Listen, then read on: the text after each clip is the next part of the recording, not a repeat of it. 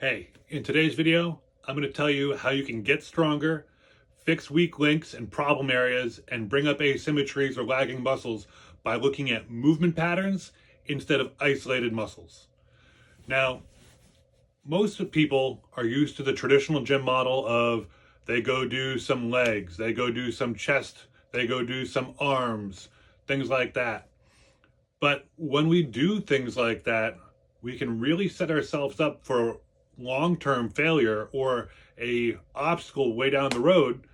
because we can create muscle imbalances, or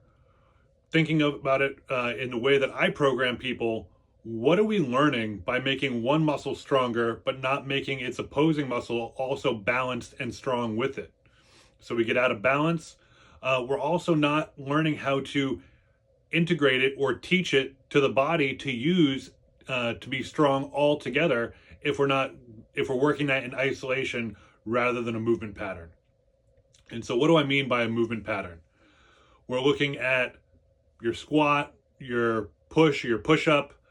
looking at how you control your spine in space through different movements, complete movements, and fundamental movements that we look at for functional training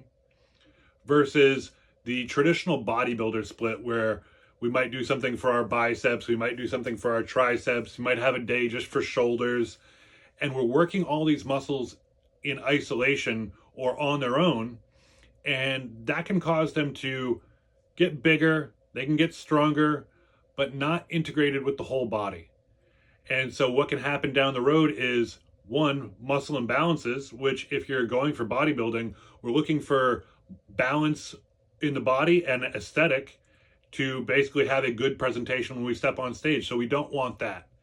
So just in getting into functional training with some of your bodybuilding can really create some balance to your body.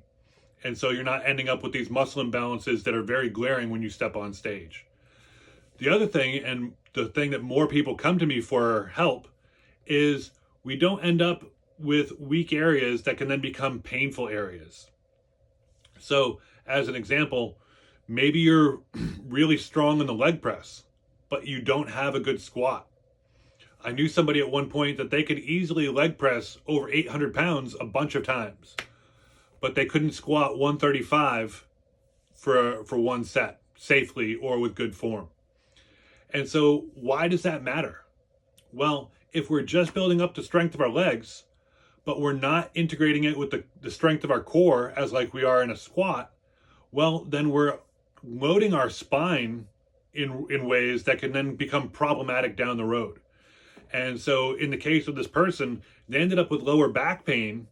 because they weren't breathing and bracing correctly, and they were just focused on doing the leg press, which was all focused on their legs, but they didn't know how to integrate that with having to brace their upper body or balance anything that we're going to get the takeaway when we're doing a squat, where we have to brace our core in order to have a good squat going all the way down and all the way up.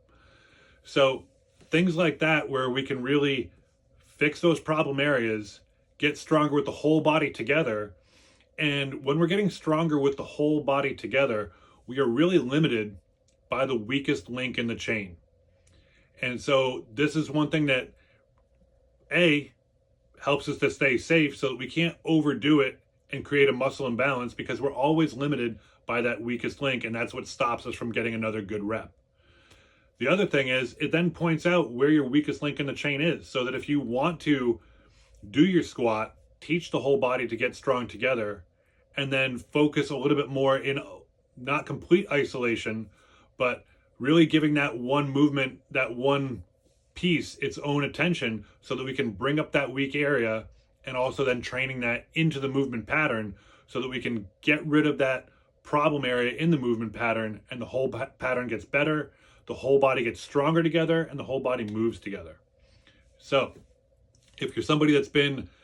training muscles in isolation, or you just want to feel more athletic, more agile, you want to feel functionally strong, that when you go out to play games or play sports, or you're just playing with your kids or doing fun activities that you want your body to work,